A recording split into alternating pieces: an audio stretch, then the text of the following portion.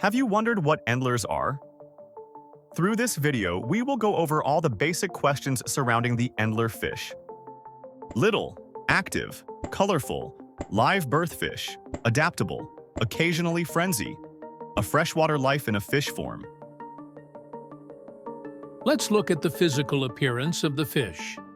Male and female differences. Males are half the size of females in the adult phase. For males, it is 0.8 to 1.2 inches, or 2 to 3 centimeters, depending on the shape of the tail. For females, it is 1.8 inches to 2.3 inches, or 4.5 to 5.8 centimeters. Average lifespan, 2 years in the aquarium. Endlers are constantly on the move, exploring their living environment with remarkable curiosity. Which means that this part of the activity is included in all the elements of life and expression of the Endler. As well as the reproductive part, what should be paid attention to, Endlers do not attack their young, which means that the number of fish will grow exponentially depending on the number of mature females and males of the community. As for male Endler's life drive, that it's a constant tour of activity, readiness. That activity is reflected in females through fatigue and formation of selecting males, which is evident by females defending the living space of the female club from males that are not on the list of selected, what is visible in hierarchical affiliation within larger communities. Females are active every 28 days, plus-minus influencing factor environment, and 2 questions that define it. Do they have space to hide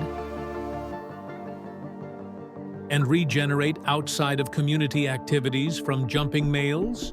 These 2 questions are reflected in the very health and lifespan of females. The classic male-female ratio in the community is a minimum of 3 to 5 females per 1 male, which will give at least enough time for the health and life of the females and the prosperity of the community.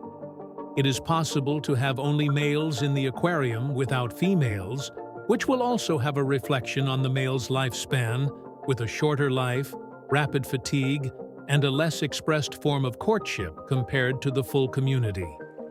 Females give birth to live young that immediately hide on the surface of the water in the vegetation of floating plants, or plants that have reached the surface of the water with their growth form.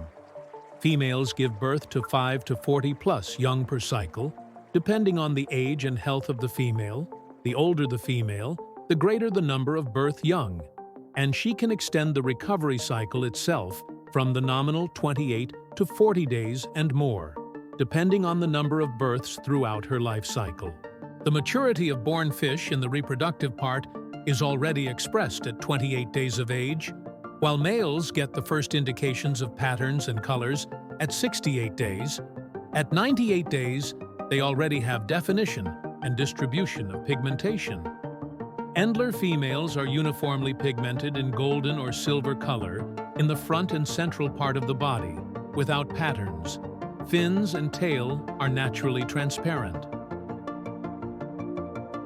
Compared to popular guppies, female guppies can and do have coloring on the tail and fins, as well as pigmentation of the central and front part of body, which are a copy of the line in guppy community line genetics.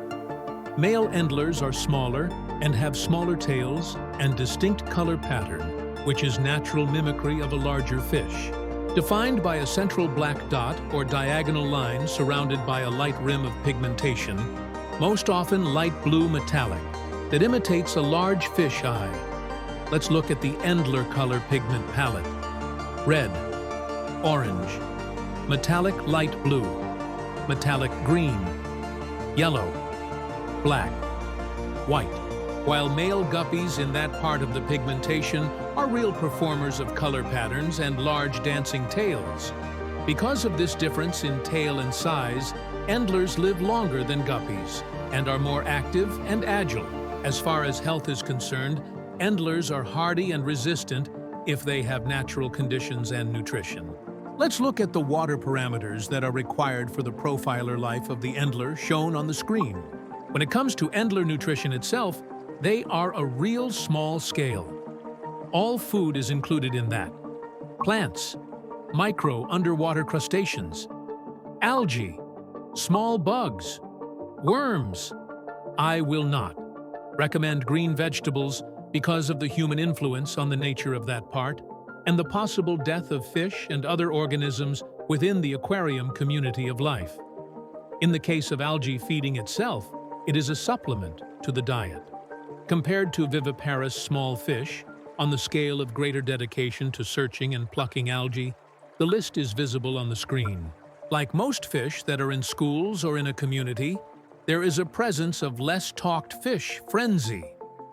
Fish frenzy is the falling out screw of the classical perception of fish, meditative swimming and catching flakes of food.